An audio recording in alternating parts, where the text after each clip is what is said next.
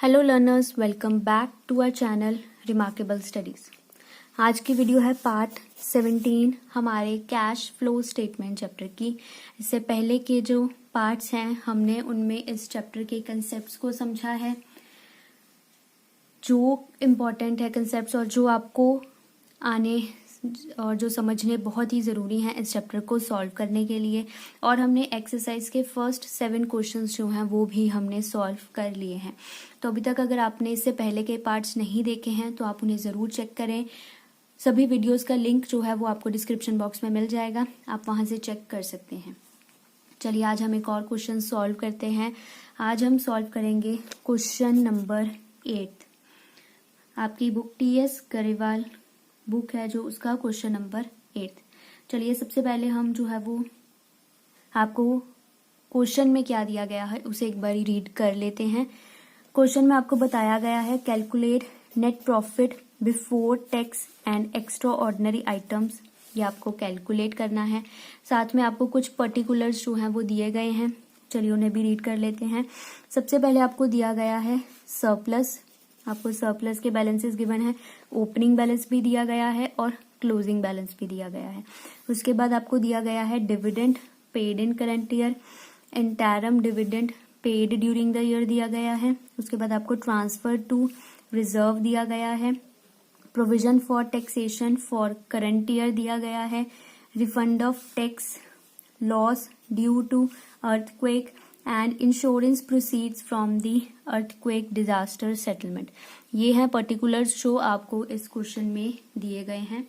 चलिए अब हम क्वेश्चन को सॉल्व करना स्टार्ट करते हैं और मैं साथ साथ जो है वो आपको एक्सप्लेन करती हूँ कि किस पॉइंट को हमने कहाँ पर जो है वो मेंशन करना है।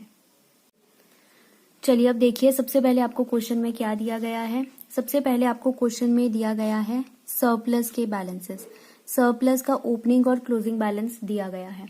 सबसे पहले जब भी हम अपना first point net profit before tax and extra ordinary items calculate करते हैं तो सबसे पहले हम चेक करते हैं कि हमने कौन सी टाइप यूज करनी है इस पॉइंट को सॉल्व करने के लिए। याद कीजिए पार्ट 5 में मैंने आपको जो है वो 3 तरीके बताए थे किस तरह से हम इस फर्स्ट पॉइंट को net profit before tax and extra ordinary items को जो है वो सॉल्व कर सकते हैं। अब देखिए हमें यहाँ पर सरप्लस वर्ड गिवन है। मैंने आपको बताया था जब भी आपको सरप्लस, रिजर्व्स एंड सरप्लस के नेम से जो है वो प्रॉफिट एंड लॉस के बैलेंसेस गिवन होते हैं या फिर बैलेंस शीट के अंदर अगर आपको बैलेंसेस गिवन है प्रॉफिट एंड लॉस के, तो आपको आपका जो हमेशा थर्ड पॉइंट है आपको उसे यूज करके ही जो है वो अपना first point net profit before tax and extra ordinary items जो है वो कैलकुलेट करना है। तो चलिए यहाँ से हमें क्लियर हो गया कि हमने अपना थर्ड पॉइंट यूज करके जो है वो इस पॉइंट को सॉल्व करना है। तो जो हमारा स्टार्टिंग पॉइंट होता है वहां पर हम लिखते हैं net profit as per profit and loss. यहाँ पर हम सबसे पहले लिखते हैं closing balance of profit and loss और फिर हम उसमें से माइनस करते हैं opening balance of profit and loss. Closing balance आपको क्वेश्चन में दिया गया है, स्पेसिफाइड है क्लोजिंग कौन सा है और ओपनिंग कौन सा है। क्लोजिंग आपको दिया गया है 3,36,000 और ओपनिंग दिया गया है 1 लाख। हम इन दोनों को नोट कर लेंगे। क्लोजिंग दिया गया है आपको 3,36,000 और ओपनिंग दिया गया है आपको 1 लाख। इन दोनों को माइनस करके जो है वो अमाउंट हम यहाँ आउटर कॉलम में लिख लेंगे। यहाँ हमारी जो है वो अमाउंट आएगी 2,36,000। अब याद कीजिए मैंने आपको फॉर्मेट में लिखवाया था कि कुछ चीज़ें हम प्लस करते हैं और कुछ चीज़ें या कुछ आइटम्स जो है वो हम यहाँ से माइनस करते हैं। सबसे पहले देखिए आपको अब क्वेश्चन में क्या क्या गिवन है। क्वेश्चन में बताया गया है dividend paid in current year. हमने करंट ईयर में जो है वो डिविडेंड पे किया है। हमेशा ध्यान रखिएगा इंटरम डिविडेंड के साथ इंटरम वर्ड हमेशा मेंशन होता है। अगर आपको अकेला डिविडेंड दिया गया है तो इट मीन्स यहाँ पर वो प्रपोज्ड डिविडेंड की जो है वो बात कर रहा है, क्योंकि इंटरम डिविडेंड के साथ हमेशा आपको इंटरम वर्ड लिखा हुआ जरूर मिलेगा। तो इट मीन्स हमें बताया गया है क्वेश्चन में कि हमने प्रपोज डिविडेंड पे किया है करंट ईयर में 72,000। यहाँ पर आप ध्यान दीजिए, हमें अमाउंट दी गई है जो डिविडेंड हमने पे किया है करंट ईयर में। बट जब हम अपना ये first point net profit before tax and extra ordinary items calculate करते हैं, तो यहाँ पर हम जो प्रपोज्ड डिविडेंड मेंशन करते हैं, जो हम प्रपोज डिविडेंड मेंशन करते हैं वो होता है जो हमने डिक्लेयर किया होता है। ठीक है, हम यहाँ पर वो मेंशन करते हैं। लेकिन हमें यहाँ पर क्वेश्चन में जो है वो डिविडेंड पेड गिवन है, इस साल आकर हमने जो है वो पे कितना किया है, और हम यहाँ पर मेंशन करते हैं पिछले साल हमने डिक्लेयर कितना किया था। ठीक है, तो अब देखिए आपको क्वेश्चन में हमने कितना डिविडेंड डिक्लेयर किया था उसके बारे में कोई भी इंफॉर्मेशन आपको गिवन नहीं है। तो आपको क्या करना है, हम जो हमें ये 72,000 दिया गया है जो हमने डिविडेंड पे किया है, हम इसे ही मान लेंगे कि लास्ट ईयर हमने ये 72,000 ही डिक्लेयर किया था और इस साल आकर हमने 72,000 ही जो है वो पे कर दिया है। क्योंकि हमें क्वेश्चन में हमने कितना डिक्लेयर किया था उसके बारे में कोई भी इंफॉर्मेशन नहीं है, तो हम इसी 72,000 को ही मान लेंगे कि यही हमारा डिविडेंड डिक्लेयर है जो हमने लास्ट ईयर प्रपोज किया था। तो हम इसे ही लिख लेंगे यहाँ पर 72,000। आप हमेशा ध्यान रखें, कुछ इन्फॉर्मेशन ऐसी होती है जो क्वेश्चन में हिडन होती है, छुपी हुई होती है। हमें खुद आइडेंटिफाई करना होता है कि हम कौन सी इन्फॉर्मेशन कहाँ से जो है वो पिक कर सकते हैं और उसे कहाँ हमने फॉर्मेट में जो है वो मेंशन करना है। सो हमने यहाँ पर डिविडेंड मेंशन कर दिया 72,000 जो हमने लास्ट ईयर प्रपोज किया होगा। उसके बाद आपको क्वेश्चन में गिवन है interim dividend pay during the year 90,000। इसका ट्रीटमेंट तो आप जानते ही हैं, इंटरम डिविडेंड, इसकी जो अमाउंट होती है वो आपको हमेशा क्वेश्चन में कैलकुलेट करके ही गिवन होती है। इंटरम डिविडेंड आपको गिवन है 90,000 का। उसके बाद देखिए आपको क्वेश्चन में दिया गया है transfer to reserve 1 lakh. Transfer to reserve, transfer to reserve भी जो होता है ये भी एप्रोप्रिएशन की ही एक आइटम होती है। इसे भी हम इसी पॉइंट में जो है वो एडजस्ट करते हैं।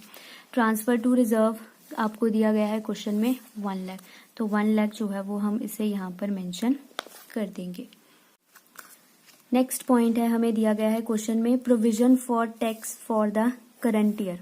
हमने प्रोविजन फॉर टैक्स बनाई है करंट ईयर के लिए।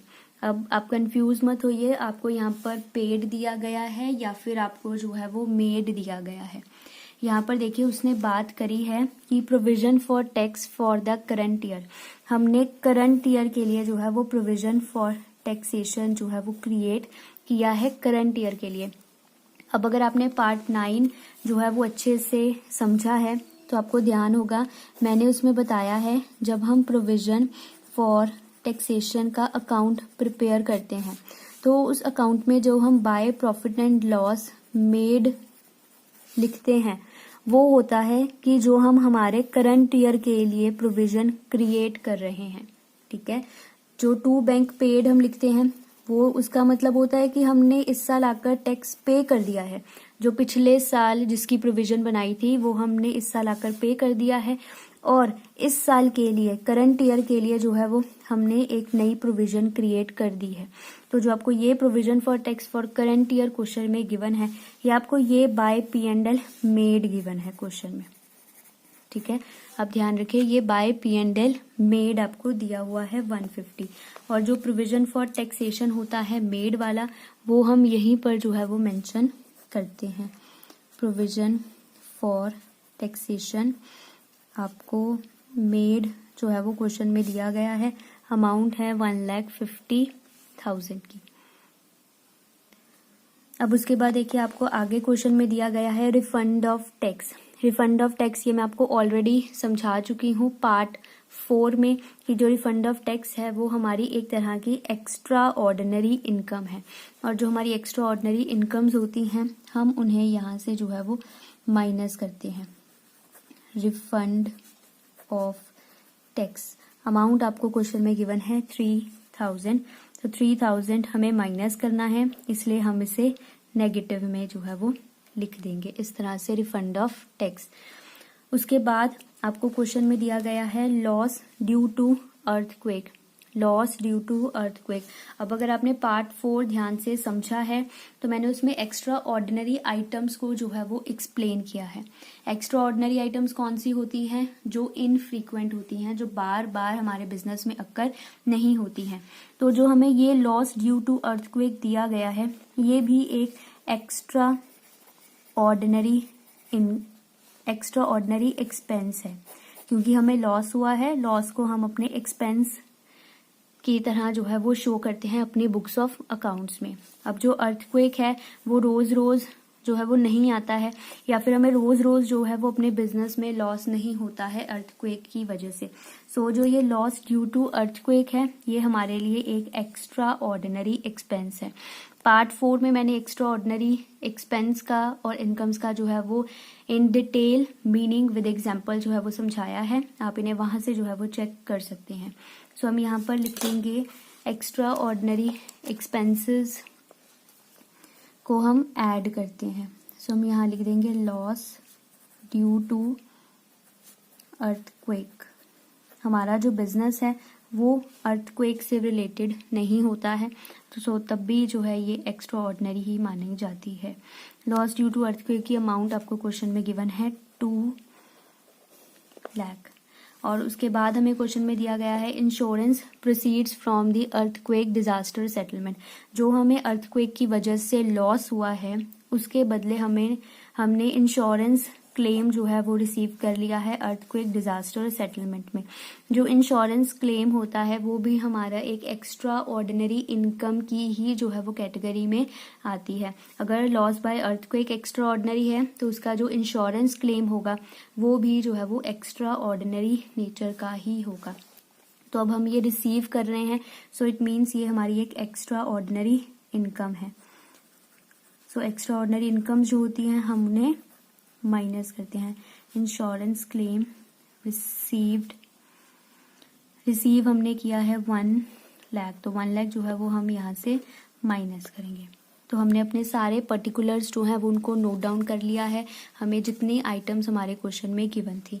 अब हम इन सभी आइटम्स को प्लस कर देंगे और इन 2 आइटम्स को हम माइनस कर देंगे, और फिर उसके बाद जो है वो हमारे पास हमारा फाइनल आंसर जो है वो और इन्हें प्लस माइनस करने के बाद जो आंसर आएगा वो आएगा 7,45,000।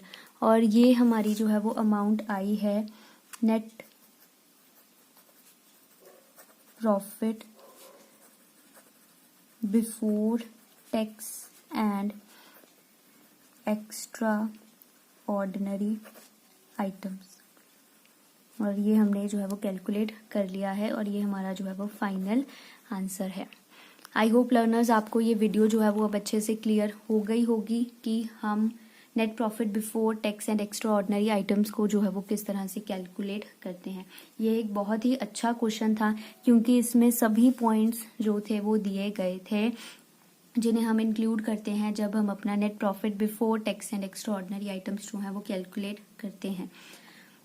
अगर आपको अभी भी कोई डाउट है कि हम net profit before tax and extra ordinary items कैसे कैलकुलेट करते हैं, या हमने इन सभी आइटम्स को किस तरह से प्लस माइनस किया है, ठीक है, इनके प्लस करने का रीजन क्या था और इनको माइनस करने का रीजन क्या था, तो आप पार्ट 4 और 5 जो है वो इसे अच्छे से समझें, आपको क्लियर हो जाएगा कि हमने इन्हें इस तरह से एडजस्ट क्यों किया है।